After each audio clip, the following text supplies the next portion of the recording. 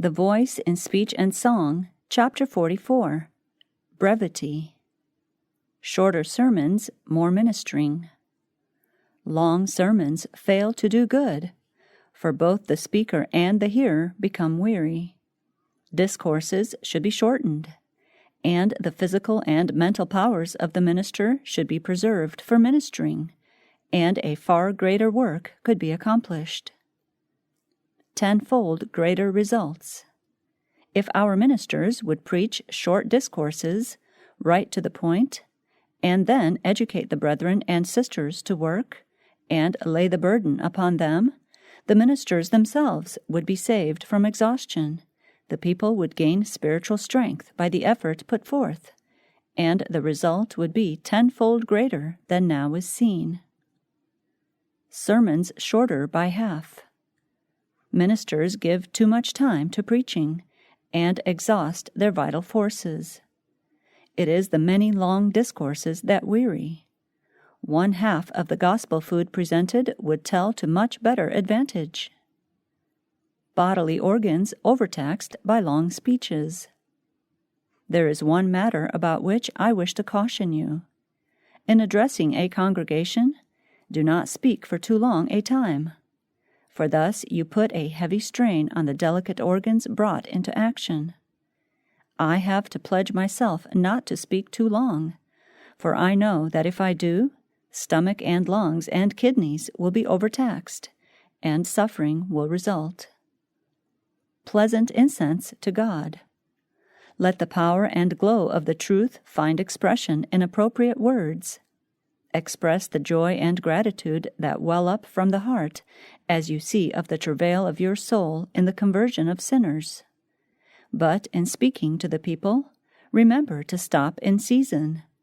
Do not weary yourself so that you become nervous and debilitated, for the work you will need to do in addition to the preaching requires tact and ability. It will be a potent agency for good, as pleasant incense rising to God. A reserve of physical and mental power. Never use up all your vitality in a discourse so long and wearisome that you have not a reserve of physical and mental power to meet inquiring minds and patiently seek to remove their doubts and to establish their faith. Make it manifest that we are handling weighty argument which you know cannot be controverted. Teach by precept and example that the truth is precious, that it brings light to your understanding and courage to your heart. Keep a cheerful countenance. You will do this if you present the truth in love. Ever bear in mind that eternal interests are at stake, and be prepared to engage in personal labor for those who desire help. In plain, simple language, tell every soul what he must do to be saved. Long sermons a trial to speaker and hearers. Those who shall be mouthpieces for God should know that their lips have been touched with a live coal from off the altar, and present the truth in the demonstration of the Spirit. But lengthy discourses are a taxation to the speaker, and a taxation to the hearers who have to sit so long. One half the matter presented would be of more benefit to the hearer than the large mass poured forth by the speaker. That which is spoken in the first hour is of far more value if the sermon closes then than the words that are spoken in an added half hour. There is a burying up of the matter that has been presented. This subject has been opened to me again and again, that our ministers were making mistakes in talking so long as to wear away the first forcible impression made upon the hearers. So large a mass of matter is presented, which they cannot possibly retain and digest, that all seems confused. Short sermon, testimony service. The preaching service should generally be short, so that an opportunity may be given to those who love God to express their gratitude and adoration. Prayer and praise offered to God by His believing children honor and glorify His name. Short messages, often repeated. Let the message for this time be presented, not in long, labored discourses, but in short talks, right to the point. Lengthy sermons tax the strength of the speaker and the patience of his hearers. If the speaker is one who feels the importance of his message, he will need to be especially careful lest he overtax his physical powers and give the people more than they can remember. Do not think, when you have gone over a subject once, that your hearers will retain in their minds all that you have presented. There is danger of passing too rapidly from point to point. Give short lessons in plain, simple language, and let them be often repeated. Short sermons will be remembered far better than long ones. Our speakers should remember that the subjects they are presenting may be new to some of their hearers. Therefore, the principal points should be gone over again and again. The losing of a religious interest. Long discourses and tedious prayers are positively injurious to a religious interest and fail to carry conviction to the consciences of the people. This propensity for speech-making frequently dampens a religious interest that might have produced great results. A little at a time. Present the truth to the people in its true importance and sacredness, and be careful not to give them too large a portion in one discourse. It will be lost upon them if you do. Lengthy speeches detract from the efficiency of your labors. To those who are ignorant of the truth, your teaching is new and strange, and they do not readily apprehend it. There is danger of pouring into their minds a mass of matter which they cannot possibly digest. But the word of the Lord was unto them precept upon precept, precept upon precept, line upon line, line upon line, here a little and there a little. We need to study his method of teaching. We have the most important and decided testimony for the world, and we must give the people short discourses in plain and simple language. Do not think, because you have gone over a subject once, that you can pass right on to other points, and the hearers retain all that has been presented. More emphasis on Bible reading. Avoid lengthy sermons. The people cannot retain one half of the discourses which they hear. Give short talks and more Bible readings. This is the time to make every point as plain as mileposts. Pure wheat thoroughly winnowed.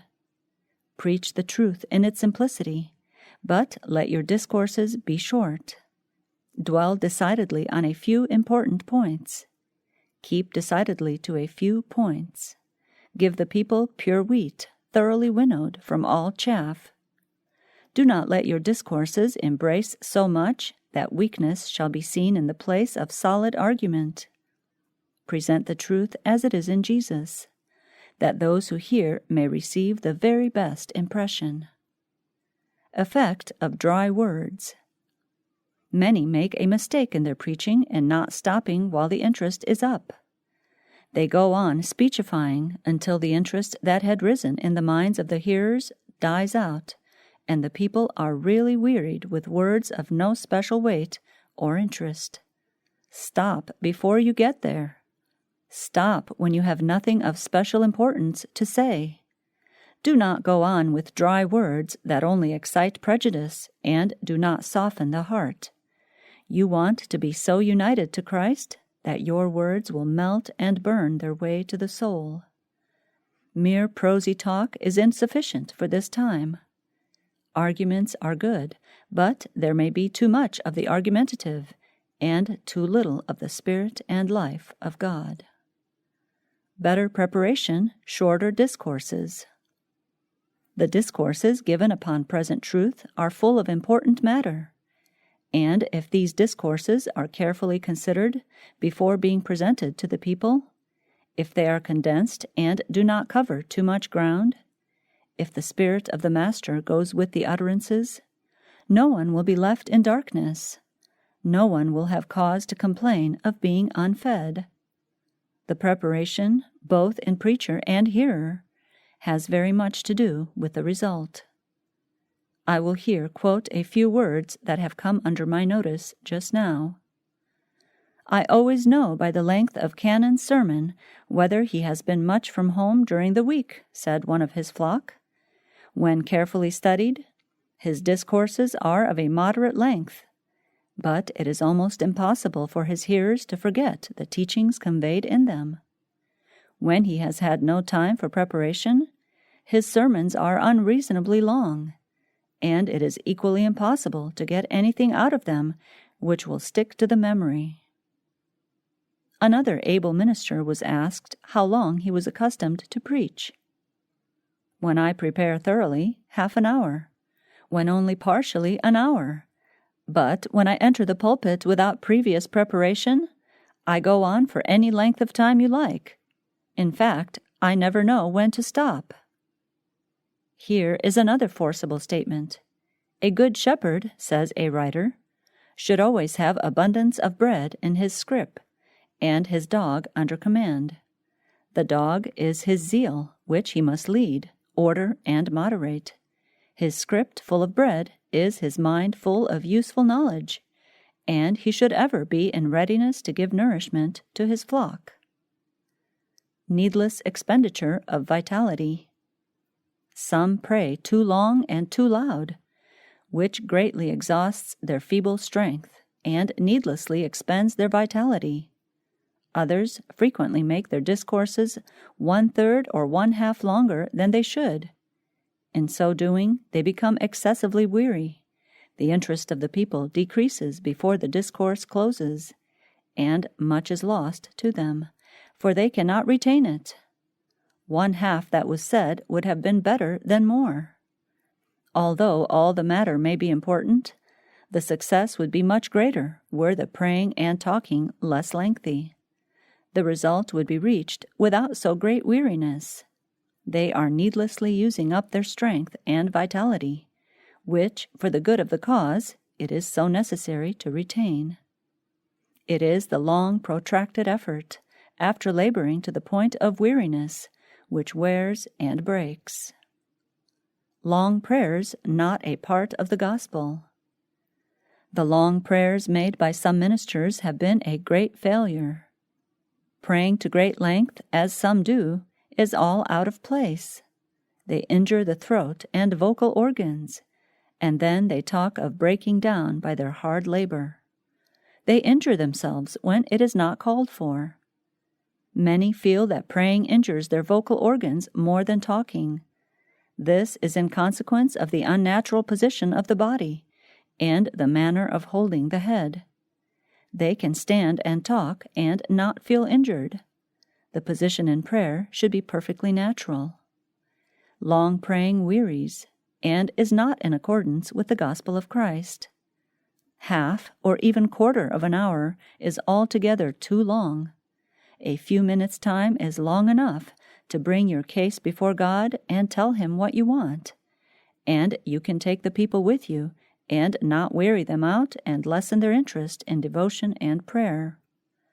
They may be refreshed and strengthened instead of exhausted. A mistake has been made by many in their religious exercises in long praying and long preaching upon a high key with a forced voice, in an unnatural strain and an unnatural tone. The minister has needlessly wearied himself and really distressed the people by hard, labored exercise, which is all unnecessary. Ministers should speak in a manner to reach and impress the people. The teachings of Christ were impressive and solemn. His voice was melodious, and should not we, as well as Christ, study to have melody in our voices? Specific nature of public prayer. The prayers offered by ministers previous to their discourses are frequently long and inappropriate.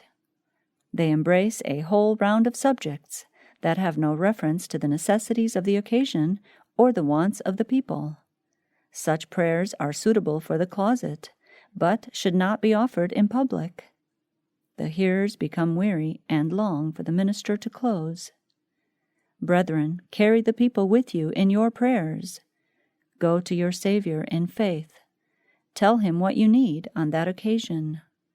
Let the soul go out after God with intense longing for the blessing needed at that time. Longer secret prayers, short public prayers.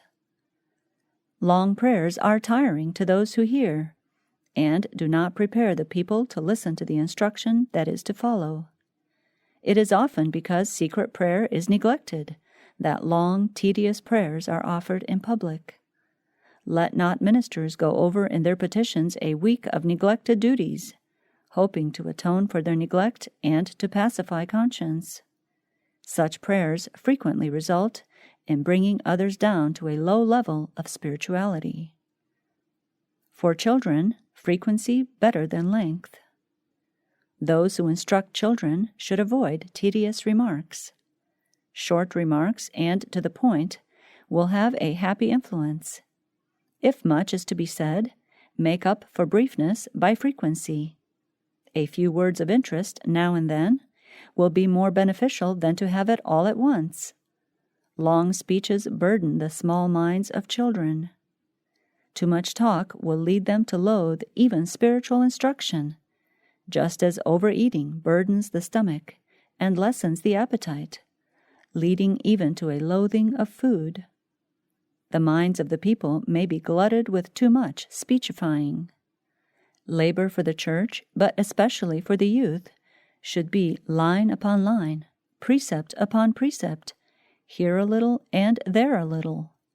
Give minds time to digest the truths you feed them. Children must be drawn toward heaven, not rashly, but very gently. Only the best quality. Teacher, weed from your talks all that is not of the highest and best quality. Keep before the students those sentiments only that are essential. Never should the physician, minister, or teacher prolong his talks until the alpha is forgotten in long drawn-out assertions that are not of the least benefit. When this is done, the mind is swamped with a multitude of words that it cannot retain. Let the talks given be short and right to the point. Teachers' words few and well chosen. Teachers, meet with your classes. Pray with them and teach them how to pray.